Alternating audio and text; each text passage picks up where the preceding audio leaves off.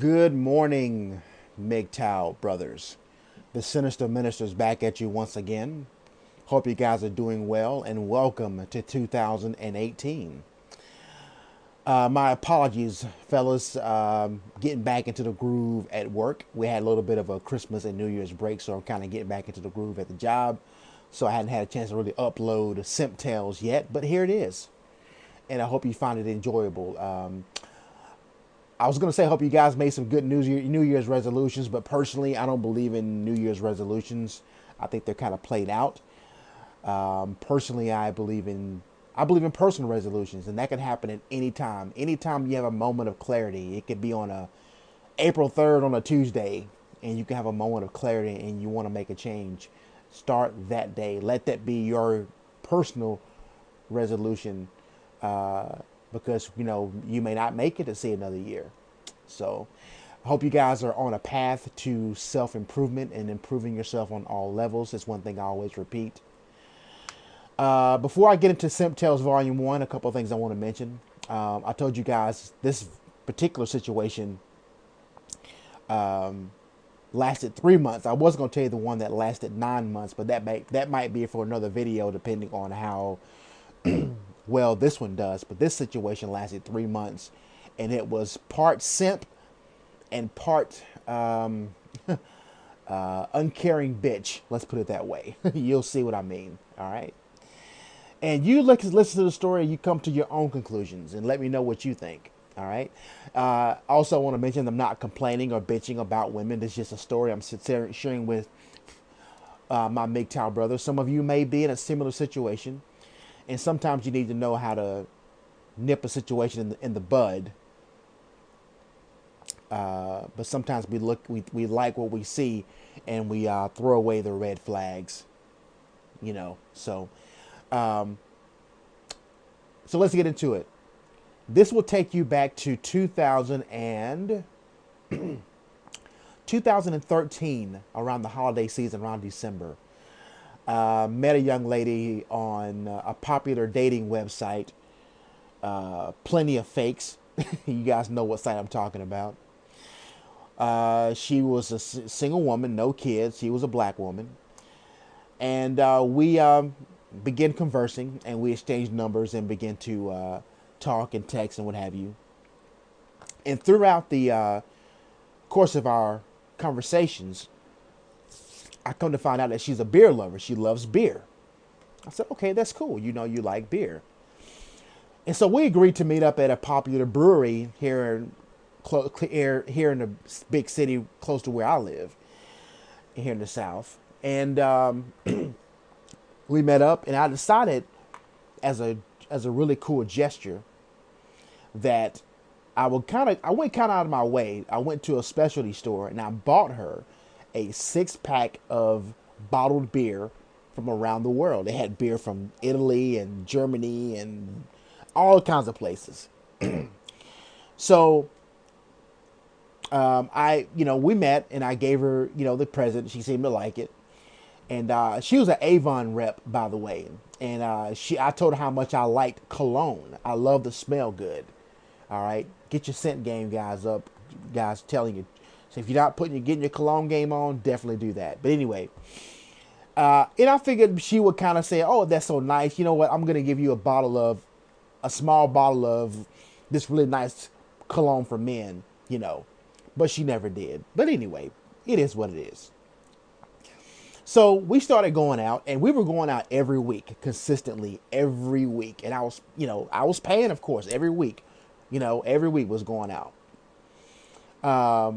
Never got past first base, and that really literally means like a small peck on the lips. That's it. I'm talking about we're going out every week. This ain't. We talk about Starbucks now. We're talking about going out buying, custom craft beers and things like that, and just hanging out, doing all kinds of stuff. Never knew where she lived. She'd been to my house, but I never knew where she lived. And I remember the first night after we went out, I gave her that 6-pack of beer. When I got home, I got a text message from her. And what she did was she came home after our first date, and she cooked some catfish. Now I love some good catfish. And she sent me a picture of a plate of the catfish and a salad she made and one of the bottles of beer next to it. Now I don't know how you guys would take that. To me, I'm like, okay, you know, you didn't want to invite a brother over. Maybe she wasn't comfortable at that point. I don't know. I don't know. So what do you guys think about that? But this is in the past anyway. But so we were going out for 3 months, no sex, consistently going out. And to me, I feel like that if a woman really values a man's time, and this is before I found the red pill, this is before I think this is before I found Tom Likas or just start getting into Tom Likas. You know, a woman shouldn't have to, number one, if she really digs you, you know, you shouldn't have to wait for sex, in my opinion. And number two, you know, everybody's adults and everybody's working now. So just about. And she definitely was. She was some kind of counselor or some shit like that. You would think that she would every now and then say, hey, you know what? I got you. Let me buy around this time. She never did that. And I'm noticing this. And I say, okay, maybe I'm being too pushy. Maybe I'm being, you know, too pushy or trying to get her to you know, do what I want her to do and things like that. So I kept hanging in there, you know. I'm like, okay, eventually something's going to happen here. It's going to benefit me because she's an okay person, but, you know, ain't no sex popping off and ain't no money coming out of her pocket. So clearly someone is benefiting from this situation. So as I'm moving forward, you know, this keeps happening and everything like that. And I'm kind of getting a little bit more impatient. Now we're getting into, you know, into February, you know. It's been 3 months. Everything came to a head when she went on vacation with her family. She went down to Florida for a family vacation. Now, some of you might say, well, fuck that dude. Sinister Minister, she went down there to fuck another dude. Now, you know what? Thinking back, I wouldn't put it past her. But anyway, she sent me the pictures of her family down there, you know, and things like that. But, you know, you can't put nothing past these bitches anyway. So, during that week, while she was on vacation in Florida, I had two family members die in a week. My uncle, who was my grandfather's brother, and another elder in my community that died in a week. That same week. That means I had to go to a funeral on Saturday, and turn around and go to another funeral on Monday. And so I called her up and let her know what was going on, everything like that. You know, she's still on vacation. So she was supposed to be back that weekend. Had the funeral on Saturday for my uncle. Great turnout. Sunday came, Monday came, and I had to go to the other funeral. She was a beloved elder in my community. And what I noticed was I hadn't heard from this girl. Now, usually when you've been going out with someone for 3 months and y'all been going out consistently, now you would think that a person would pick up the phone and say, you know what? Hey, how are you doing? How's your family doing? Are you okay? Do you need anything? How are you holding up? You had to go to 2 funerals, man. 2 people in your family died in a week. You had to go to a funeral on Saturday and one on Monday. Bro, are you all right? How are you? Never heard from this person. Never picked up the phone. No text message or anything like that. Now at this point, I'm really kind of upset now. Because it doesn't cost you anything to send a text message or pick up the phone or something like that. And I feel like I'm in my rights to be a little bit, you know, bothered by this. And so I waited another few days after the second funeral on Monday. Never heard from this person. She never picked up the phone to say anything. So I decided I'm going to confront her. Now, there was no yelling on my end. There was no yelling or cursing. I just brought to her attention how I felt. And I called her up. I said, listen, we've been dating for 3 months now. I said, you know, I've been going out. I've been showing you a genuine interest. I ain't kicking it with you with no other females. I've been really interested in you. And I found it rather bothersome that, you know, I had 2 people in my family die this week and I never heard from you. You didn't pick up the phone and say, hey, are you okay? Can I do anything for you? Are you all right? I said, that really bothered me. And again, I wasn't cursing. I wasn't yelling. I was very calm and yet straightforward in my approach.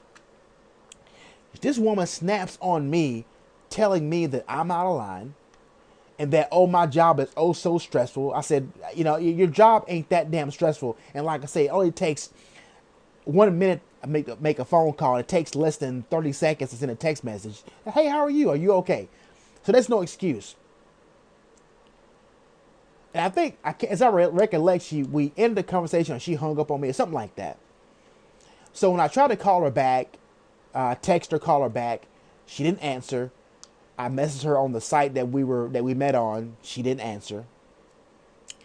And basically, that was the end of that. We were friends on Facebook. You know, there were no likes to anything that I posted or anything like that. We were just friends on Facebook. So I kind of, you know, unfriended her, if you will. And I haven't spoken to her since. I saw her one time after that. I was coming home from work. I took a different route on the way home from work. And I'm coming through, that's like a suburbs, and across the street it's like a park with a lake. You can run around the park. And as I'm coming down the street, I'm seeing her running on the trail, coming the other way towards me. And as we locked eyes, she looked at me and literally rolled her eyes at me. So that's what happened. And as I tell you the story, I really think back, and I don't want to exaggerate or lie, because I've told other people this story. So again, this story is part simp and part uncaring bitch. And I feel like that really I was well within my rights to bring to her attention the things that I did. Again, there was nothing about the situation that was beneficial. I wasted 3 months of my time. She clearly benefited. And if I saw this person again, I wouldn't go out of my way to speak to her. If we happen to be in each other's space for some reason, I might speak rather briefly and then quickly make my way. Me and this person really don't have anything else to talk about at this point. So guys, if you ever find yourself in a situation, make sure you're watching, because sometimes you get caught up in a woman by how she looks and things like that, and you're thinking your dick is throbbing and you're thinking about trying to get some ass, but you better pay attention to the other signs things that a woman will do. All right. Because, you know, sometimes she'll shit test you and you'll fail, and, you know, she'll keep benefiting from a situation and you don't benefit at all. So, all right, guys, that's it. Simp Tales Volume 1.